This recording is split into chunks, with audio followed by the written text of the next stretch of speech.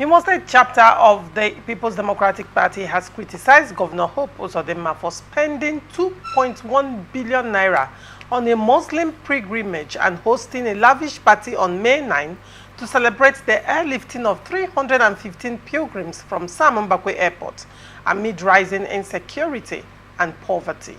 In a statement by State Publicity Secretary Honorable Lancelot Obiako, the PDP called the expenditure wasteful and insensitive, especially given recent violent incidents. The party noted a May 8 attack on Imo local government area where gunmen killed at least 20 people, kidnapped others and burnt 22 vehicles, and another in Ngopala where 26 travelers were abducted and one killed. While the Imo PDP is not opposed to religious inclusion, there is no justification for the government to squander as much as 2.1 billion for 315 individuals, Obiako said, labeling the governor's action a tacit endorsement of ongoing arson, kidnappings and killings by suspected Fulani bandits. The PDP demanded Uzodimma's resignation, citing his gross incompetence and failure to address insecurity in areas like Okigwe, Oso, and Olo. They argued the funds could have repaired roads, cleared pension backlogs, or built a technology hub for youth. The menace of suspected Fulani terrorists should have spurred the governor into swift action, this statement read, accusing Uzodimma of prioritizing frivolous ceremonies over governance. While acknowledging the state's predominantly Christian demographic, the PDP urged modesty in supporting religious diversity. They called on Imo residents to hold the administration accountable for its detached response to insecurity, poverty, and lack of amenities. What do you make of this story, Damzi? Yes, governors in Nigeria from the time past to present are known to lavishing funds. They don't channel funds to the major areas of concern. It's not new. Governor Hope Uzodimma is not the first. It is becoming a norm in the system where our dear governors in our states, they don't look at the challenges of the people. Look at the concerns of PDP. Their PDP mentioned the areas the state needs attention. And these funds, such huge amount of money, 2.1 billion, lavishing it on few individuals, I mean, it's crazy. So what they do is they amass this wealth, they do programs where they lavish these funds, carry few people along. You know, everybody mustn't be appointed into governance. So they look for ways to do things that will also enable them pilfer from the state coffers. So that behavior is very, very wrong.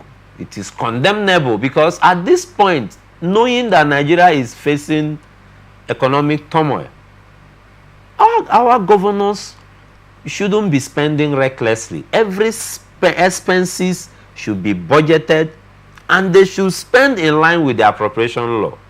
But you see most of them dishing out gifts that isn't even appropriated, coming up with expenditure that is unknown to the law. So it has become a norm in the system. And I think what is also allowing the governors, encouraging them do all these expenditures without taking to recourse to the law is because of the immunity clause. So I am of the opinion that governors in Nigeria should be stripped of immunity. So they can see, the electors cannot properly question the governor on his recklessness at any point if they don't remove the question I want to ask, immunity clause. Have you been to Imo State in recent times? No, I have not been to Imo State. Right. If see, Imo State is one state that I'm scared to visit. For quite some time, I had one terrible experience in Imo State. So even some of the briefs I got in Owerri, I transferred to clients out there, to colleagues out there, because one, I don't know the terrain very well. Okay. Before one could get himself into a mess. All right. Very well. Now, Imo State is a state that is the IGR of Imo State. Mainly, it's on comes from hospitality. You recall a time before Uzodimma became governor, when every weekend, in fact, if you have a reason to be in Owerri, the capital, for example, during the weekend, you have to book ahead of time, because driving into Owerri during the weekend, I can assure you then that you will not be able to get a room. And I mean, literally every street has a hotel, and I mean good hotels. The competition, you know, it's high. Now, because of the insecurity, that business appears to it's dying. Owerri used to be a hub. But it has nightlife, a very active. It used to have a very active nightlife. Now, moving forward, that side of that state is gradually, it's almost dead. When you look at the roads are in a bad state. Now, I am not even looking at the things that Rochas Okorocha did, and the epileptic infrastructural state that Rochas Okorocha left Imo State. Uzodimma now inherited it. I don't even want to look at the emergence of Uzodimma from, I think, from the 5th position. Yes. He jumped the 2nd and the 3rd and suddenly became the governor. I'm not even looking at that. But when you emerge as a governor in a very controversial way, one would expect that since you so much want to be a governor, you have so much to offer to your people. And this is where we are. I think that should be about a week or 2 weeks ago, at the checkpoint, just as you're coming out from the Imo Airport to hit the Owerri Road, there is usually a military checkpoint there. And I do not understand the level of the traffic there. And ask me what the military, they are not searching anybody, just for the fun of being a military man. And it was in that accumulated checkpoint that insecurity happened. Now, moving forward, in face of all these things, do you think 2.1 billion naira is right to have been spent on 315 people? No. that is, in my own opinion, that's a wasteful expenditure. There are proper areas to put in that funds that will add value to the recipients and also add value to the society. 2.1 billion, like the PDP henchman suggested. Muslim pilgrimage. Pardon? For Muslim pilgrimage, for 315 people. I mean, what are we pilgrimaging for? We have been going on these pilgrimages for decades. What is the impact?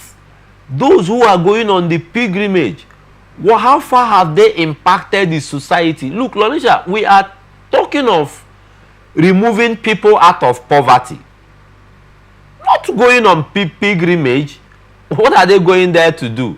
Just walk around, look at sites, take notes, and come back. When they go, see, I'm not saying going on pilgrimage is not good, but why would the state at this critical time, if they suspend that pilgrimage this year, will heaven fall? We are thinking of getting out of the economic quagmire we find our country. Such amount of money should be invested on building a technological hub. AI is becoming the order of the day. Is there anything wrong in a state training 315 persons to go and study AI, which can drive the next generation? Is there anything wrong in investing in things like CCTV security cameras to unravel and calm and quench and dispel the insecurity in Owerri? If we have a good security surveying system, the criminals will be known. The perpetrators of this crime will easily be captured if we have a good drone system. build a CCTV, and you will have a drone station wherein this thing is monitored. If there is news of insecurity in Olo, they just deploy the drone. And the drone captures everything. The perpetrators will be known and they will be captured. Once they are captured, their colleagues will move far. So what we are saying is government should prioritize expending the people's money. This money belongs to the populace. It doesn't belong to Governor Hope Uzodimma. It belongs to the people of Imo State, and it should be expended wisely. That's my opinion. All right, it should be expended wisely.